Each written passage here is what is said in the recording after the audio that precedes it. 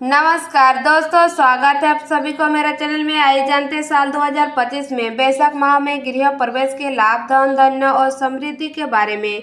आइए जानते हैं इस वीडियो में। बैसाख मास में गृह प्रवेश करने से धन, वैभव, संतान एवं आरोग्य की प्राप्ति होती है। बैसाख हिंदू धर्म का द्वितीय महीना है। बैसाख नक्षत्र युक्त पूर्णिमा होने के कारण इसका नाम बैसाख पड़ा। उत्तर भारत हिंदू पंचांग के अनुसार आज से बैसाख मास के प्रारंभ हो चुका है। बैसाख मास पुण्यकारी श्री विष्णु की अत्यंत प्रिय मास है।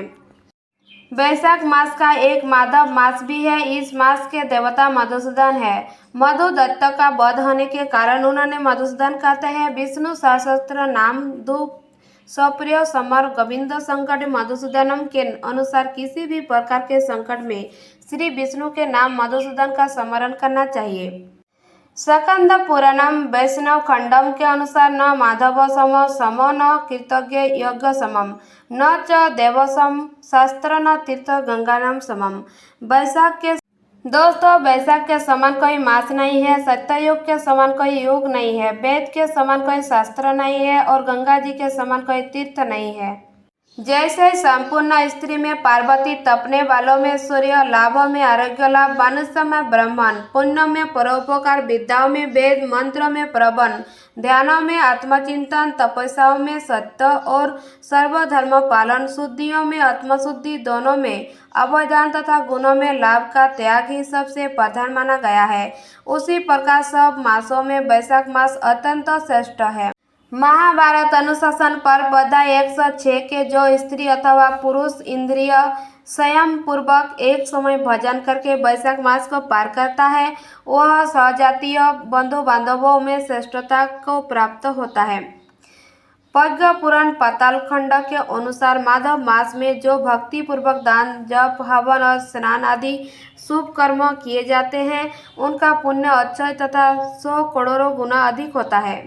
बैसाख मास में सवेरे का स्नान, यज्ञ, दान, उपवास, अवश्य बच्चन का, ब्रह्मचारी का पालन ये महान पतंग का नाश करने वाले हैं। स्कंद पुराण में यह बताया है कि बैसाख मास में क्या क्या तपस्या है। बैसाख में तेल लगाना, दिन में सोना, कस्य पत्रों में भजन करना, खाट पर सोना, घर में नहाना, निषिद्ध पदार्थ खाना, दोबारा भजन करना तथा रात में सोना, इन 8 बातों का त्याग करना चाहिए। विष्णु पुराण के अनुसार बैसाख में भूमिका का दान करना चाहिए। ब्रह्म वेद पुराण के अनुसार बैसाख मास में ब्रह्म की सत्तु दान करने वाले पुरुष सत्तु कर्ण के बराबर वर्षों तक विष्णु मंदिर में प्रतिष्ठा होते हैं। बैसाख मास में गृह प्रवेश करने से धन, वैभव, संतान एवं आरोग्य की प्राप्ति होती है। देव प्रतिष्ठा के लिए बैसाख मास शुभ है। वृक्षारोपण के लिए बैसाख मास विशेष शुभ है।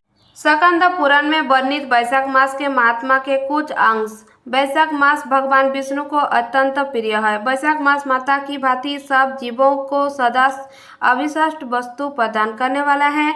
जो बैसाख मास में सूर्योदय से पूर्व स्नान करता है, उसे भगवान विष्णु निरंतर प्रीति करते हैं। सभी दोनों से जो पुण्य होता है और सब तीर्थों में जो फल होता है, उसी को मनुष्य बैसाख मास में केवल जलदान करके प्राप्त कर लेता है। जो मनुष्य बैसाख मास में सड़क पर यात्रा के लिए प्याऊ लगता है, वह विष्णु लोक में प्रतिष्ठा होता है।